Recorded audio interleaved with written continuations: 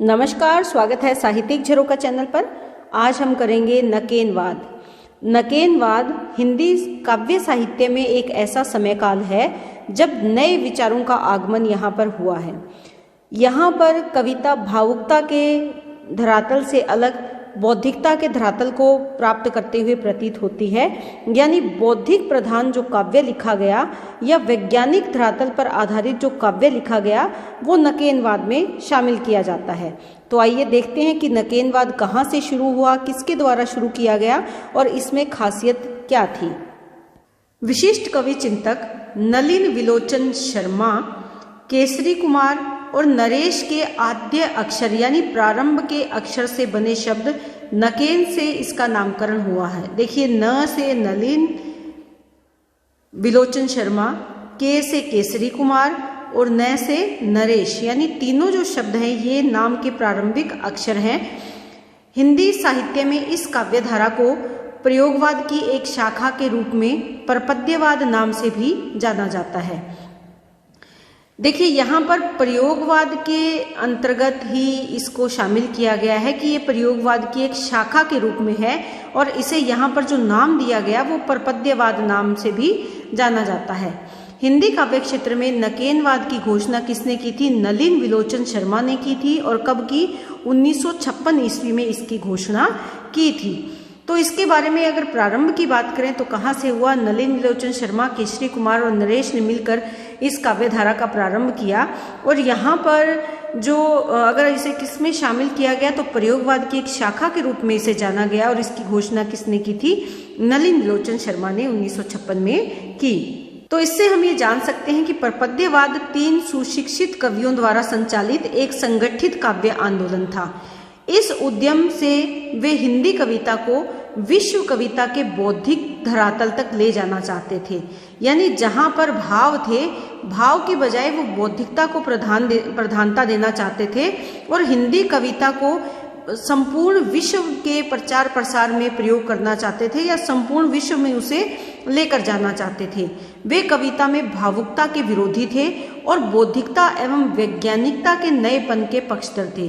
अर्थात हिंदी काव्य में कुछ नया आना चाहिए। अब तक हिंदी कविता में केवल भावों को महत्व दिया जा रहा था, लेकिन वो कहते हैं कि ऐसे इसके अलावा हिंदी में बौद्धिक विचार होने चाहिए और इसके साथ साथ उसमें वैज्ञानिक आधार पर भी कुछ नया होना चाहिए।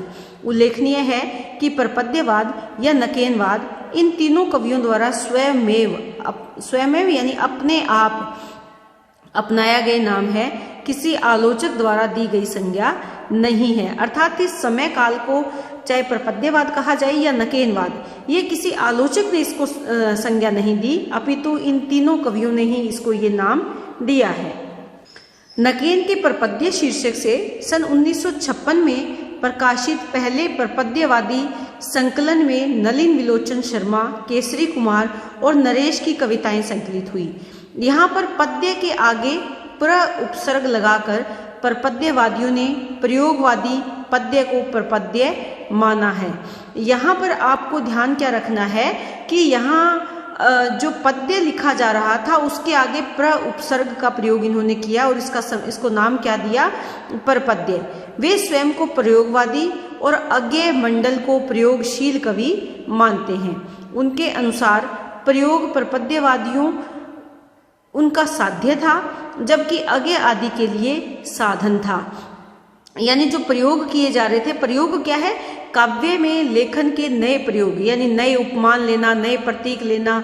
तो यहाँ जो प्रयोग किए जा रहे थे, जो बौद्धिक प्रतीक इन्होंने लिए, वैज्ञानिक आधार को बनाकर इन्होंने जो बातें कही काव्य के माध्यम से, वहाँ पर उन्होंने प्रयोग को साध्य माना, यानी उनका उद्देश्य था। लेकिन अज्ञ के लिए वो केवल साधन था, यानी अज्ञ मंडल के जो कवि हैं उनके लिए वो केवल साधन मात्र था। लेकिन जो प्रयोग परपद्यवादी थे उनके लिए वो साध्य था, यानी उद्देश्य, मूल भाव था। वो क्या था? जो नयापन वो लाना चाहते थे, बौद्धिक विचारों को जो वो काव्य के माध्यम से अभिव्यक्त करना चाहते थे, वही उनका मुख्य उद्देश्य था।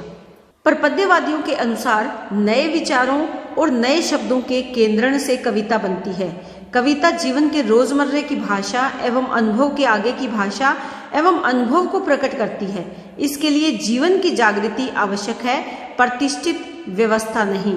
यहाँ पर वो जीवन में नई जागृति लाने के पक्षधर थे।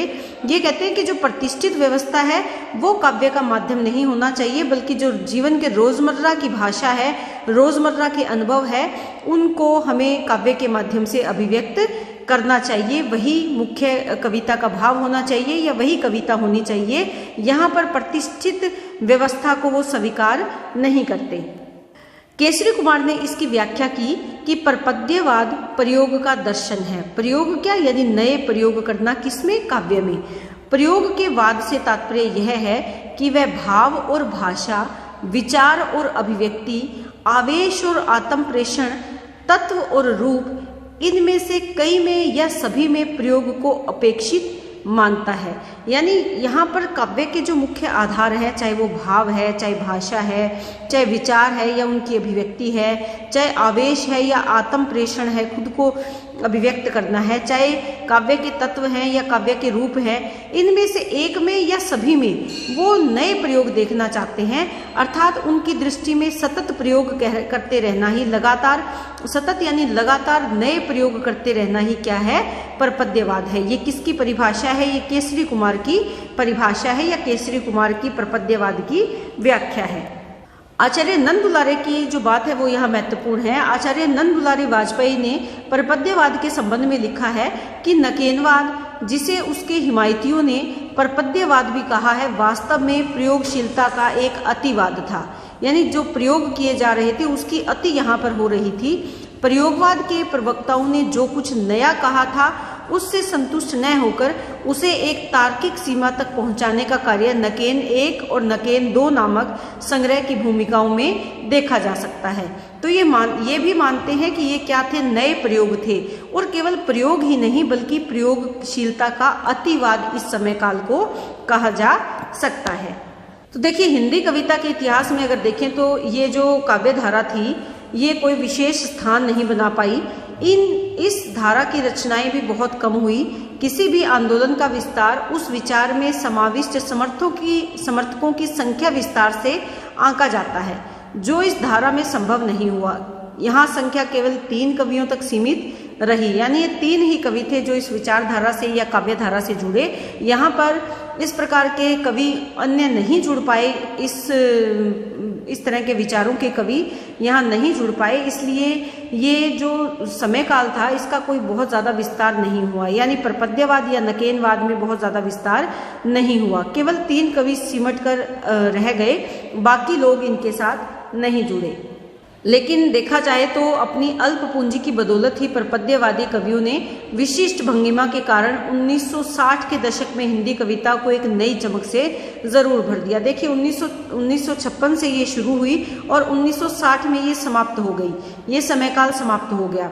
तो यहाँ पर जो समय यहाँ थोड़ा रहा, लेकिन थोड़े से समय में भी कुछ नए प्रयोग हुए, कुछ नए विचार आए, कुछ नई बौद्धिकता काव्य में शामिल हुई। तो ये अपने आप में इस समय काल के लिए एक अनोखी देन कही जा सकती है या विशिष्ट भाव भंगिमा यहाँ पर कही जा सकती है, जिससे कि हिंदी काव्य को एक नई दिशा प्राप्त हुई। तो एक समयकाल चाहे थोड़ा हो, लेकिन फिर भी हिंदी काव्य धारा में इस समयकाल का एक अपना ही विशिष्ट स्थान या महत्व है। तो इसी के साथ उम्मीद करती हूँ कि जो आज हमने नकेनवाद या परपद्यवाद हम अगर इसको कहें तो ये आपको बहुत अच्छे से समझ में आया होगा। बहुत बहुत धन्यवाद।